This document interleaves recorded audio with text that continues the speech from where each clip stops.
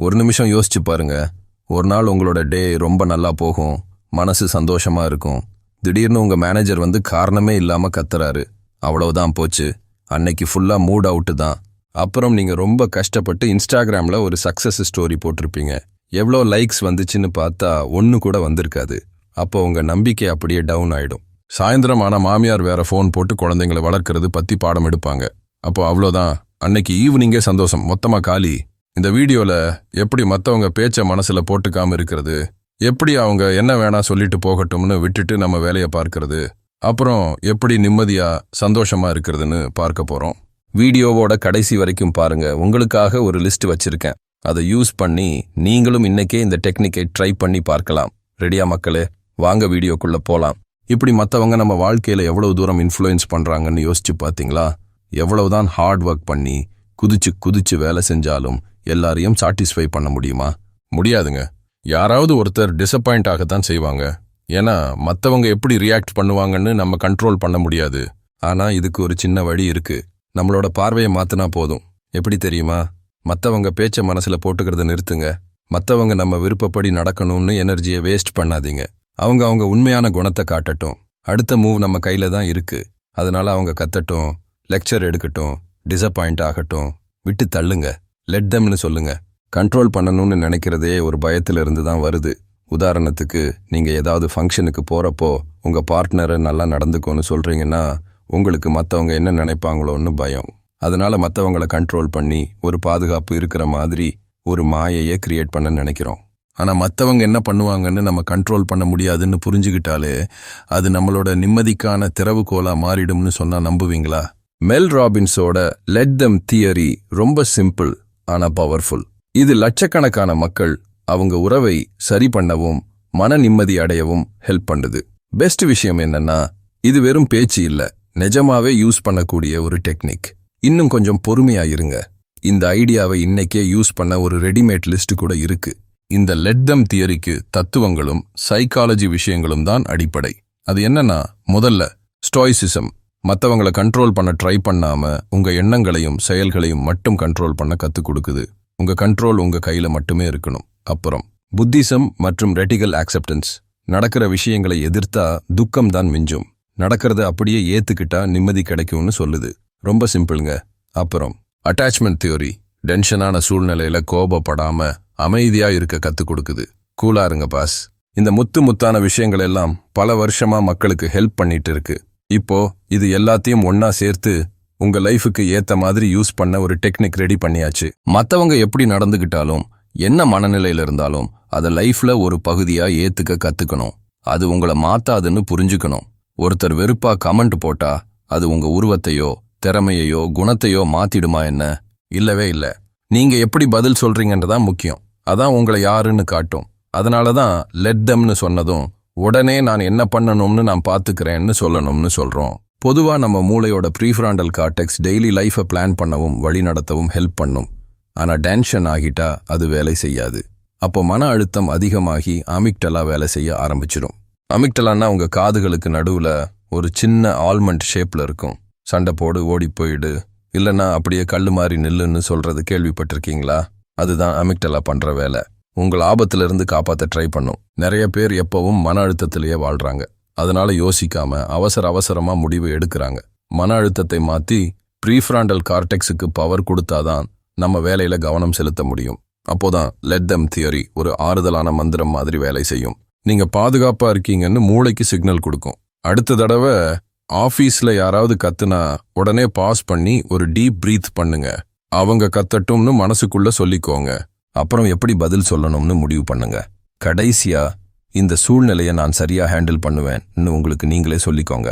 உங்களுக்கு தெரியுமா, deep breath பண்ணா மன அழுத்தம் குறையும்னு சயின்டிஃபிக்கா கண்டுபிடிச்சு இருக்கிறாங்க. வேலை தான் நிறைய பேருக்கு மன அழுத்தத்தோட மெயின் காரணம். பில் கட்ட வேலை வேணும், ஆனா பிடிக்காத விஷயத்த மாத்த முடியாம வருத்தப்படுவோம். இந்த டென்ஷன் ரொம்ப டயர்ட் ஆக்கிடும். குறிப்பா ஃப்ரெண்ட்ஸ், ஃபேமிலியை விட கூட வேலை செய்யறவங்க கூட அதிக நேரம் செலவு பண்ணும்போது இது நடக்கும்.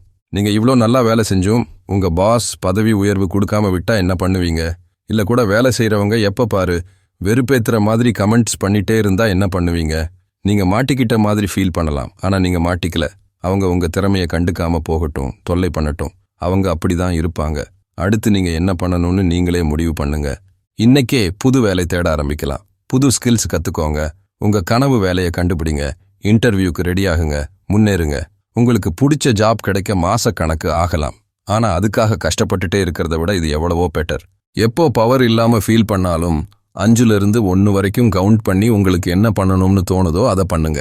வேலையை மாத்துறது மட்டும்தான் வழி இல்லை. நீங்க பிசினஸ் பண்றவரா இருந்தா சோஷியல் மீடியா பிசினஸ் வளர்க்க ஒரு பவர்ஃபுல் டூல். உங்க பொருள் இல்ல ஸ்கில்ஸ் பத்தி மத்தவங்களுக்கு தெரியப்படுத்த ஒரு டெக்னிக் இருக்கு. 1. சிம்பிளா உங்க பிசினஸ் பத்தி போட்டோஸ் போட்டு ஒரு வெப்சைட் ஆரம்பிங்க. 2. கஸ்டமர்ஸ் கிட்ட இருந்து நல்ல விஷயங்களையும் ஃபீட்பேக் கேட்டு வெப்சைட்ல போடுங்க. 3. ஆன்லைன்ல போஸ்ட் பண்ணுங்க. சோஷியல் மீடியாவை மார்க்கெட்டிங் பண்ண யூஸ் பண்ணி புது கஸ்டமர்ஸை உங்க வெப்சைட்டுக்கு வர வைங்க. உங்க சொந்த பேஜை பிசினஸ் பேஜா மாத்தினா மத்தவங்க என்ன நினைப்பாங்கன்னு டென்ஷன் ஆகலாம். மத்தவங்க என்ன நினைப்பாங்களோன்னு பயப்படுறது சகஜம்தான். அதை எப்படி சமாளிக்கிறதுன்னு நெக்ஸ்ட் பாயிண்ட்ல பார்க்கலாம். சில பேர் உங்களை டென்ஷன் பண்ணுவாங்க. சில பேர் உங்களை பத்தி தப்பா நினைப்பாங்க. அதை நீங்க கண்ட்ரோல் பண்ண முடியாது. எல்லாரும் மத்தவங்க என்ன நினைப்பாங்கன்னு கவலைப்படுவாங்க. வெளியில காட்டிக்கலனாலும் மனசுக்குள்ள இருக்கும். ஒரு பெர்ஃபெக்ட் ஐடியாக்காக ரொம்ப யோசிச்சு ஒவ்வொரு வார்த்தையும் யோசிச்சு உங்க கனவுகளை மறைச்சு நீங்களே உங்களை வெறுத்து எனர்ஜியை வேஸ்ட் பண்ணுவீங்க. இப்படி ரொம்ப யோசிக்கிறதுனால உங்க வேலை உறவு எல்லாமே தடையாகும். ஏன்னா நீங்க வாயை திறந்து பேசினாதானே மத்தவங்களுக்கு உங்க எண்ணம் தெரியும். கெஸ் பண்ணுங்க. அவங்க உங்க மேல தப்பான எண்ணம் வச்சுக்கட்டும். அவங்க தப்பா நினைச்சிட்டு போகட்டும். யோசிச்சு பாருங்க. நீங்க விரும்புறவங்க மேல கூட தப்பான எண்ணம் வந்திருக்கும் இல்லையா? உங்க அம்மாவை நீங்க அவ்வளோ விரும்புவீங்க. ஆனா அவங்க கிளீன் பண்ணிட்டே இருக்கும் போதும் தேவையில்லாம கமெண்ட் பண்ணும் போதும் கோபம் வந்திருக்கும். உங்க பார்ட்னர் விரும்புவீங்க. ஆனா அவங்க மூக்கு நோண்டும் போது அருவருப்பா இருப்பீங்க. விரும்புறவங்க மேல கூட தப்பான எண்ணம் வர்றதுனால உங்க பாசமான ஃபீலிங்ஸ் மாறிடுமா? இல்ல அவங்க யாருன்னு மாறிடுமா? இல்லவே இல்ல. நீங்க உங்களை பெருமைப்பட வைக்கிற முடிவுகள் எடுக்க ஆரம்பிச்சிட்டா மத்தவங்க என்ன சொல்றாங்கன்னு கண்டுக்க மாட்டீங்க. நீங்க நல்லா பண்ணிட்டீங்கன்னு உங்களுக்கு தெரியும் போது அவங்க என்ன நினைச்சா என்ன பண்ணும்? இது மத்தவங்க கூட ஒப்பிட்டுக்கிறதுக்கும் பொருந்தும். லைஃப் எல்லோருக்கும் ஒரே மாதிரி இருக்காது. உங்க கூட வேலை செய்யறவங்களுக்கோ உங்க கூட பிறந்தவங்களுக்கோ ஈஸியா கிடைச்சது உங்களுக்கு கஷ்டப்பட்டு கிடைக்கலாம். ஒப்பிட்டு பார்த்து சந்தேகப்பட்டு தள்ளி போடுறதுக்கு பதிலா அவங்க நல்லா இருக்கட்டும். நீங்க உங்க கனவுகளை ஃபாலோ பண்ண கவனம் செலுத்துங்க. ஃபேமிலி மெம்பர்ஸ் சொல்றதை கண்டுக்காம இருக்கிறது இன்னும் கஷ்டம். ஃப்ரேம் ஆஃப் ரெஃபரன்ஸ் ஒரு பவர்ஃபுல் டெக்னிக். இது உங்க அன்பானவங்க கூட பேசுறப்ப இருக்கிற பிரச்சனைகளை சரி பண்ண ஹெல்ப் பண்ணும். இந்த டெக்னிக்ல மத்தவங்க எப்படி வளர்ந்தாங்க, அவங்க சூழ்நிலை எப்படி அவங்க பார்க்குற விதத்தை மாத்துதுன்னு புரிஞ்சுக்கணும். உதாரணத்துக்கு உங்க அப்பா எமோஷன்ஸை காட்டாம இருக்கலாம். ஃபீலிங்ஸ் பத்தி பேச கஷ்டப்படலாம். ஆனா உங்க எதிர்காலம் நீங்க நல்லா இருக்கணும்னு ரொம்ப கவலைப்படுவாங்க. அவங்க எப்படி வளர்ந்தாங்கன்னு புரிஞ்சுக்கிட்டா அவங்க எமோஷன்ஸை காட்டாததுக்கு கோவப்படாம புரிஞ்சு நடந்துக்கலாம். சில பேர் பண்றது குழந்தைங்க மாதிரி இருக்கும்னு நீங்க நினைச்சிருக்கீங்களா? உண்மையை சொல்லப்போனா பெரியவங்களுக்கும் குழந்தைங்களுக்கு இருக்கிற மாதிரி தான் எமோஷன்ஸ் இருக்கும். வித்தியாசம் என்னன்னா பெரியவங்க அவங்க எமோஷன்ஸை எப்படி ஹேண்டில் பண்ணணும்னு கத்துக்குவாங்க. குறைஞ்சது கத்துக்கணும். குழந்தைங்க எமோஷனல் அலையிலிருந்து ஃபீலிங்ஸை புரிஞ்சுக்க கத்துக்குவாங்க. அதனால அவங்களுக்கு அழவும் கத்தவும் இடம் வேணும். பெரியவங்க குழந்தைங்கள அமைதியா இரு கத்தாதேன்னு சொன்னா அந்த குழந்தைங்க ஃபீலிங்ஸை எப்படி கண்ட்ரோல் பண்ணணும்னு கத்துக்காம மனமுதிர்ச்சி இல்லாத பெரியவங்களா வளர்ந்துடுவாங்க. நிறைய பேருக்கு அவங்க ஃபீலிங்ஸை ஹேண்டில் பண்ண டெக்னிக்ஸ் இல்லை. அதனால அவங்கள 8 வயசு குழந்தைகளா நினைச்சுக்கோங்க. அவங்க நினைச்சு டென்ஷன் ஆகாதீங்க.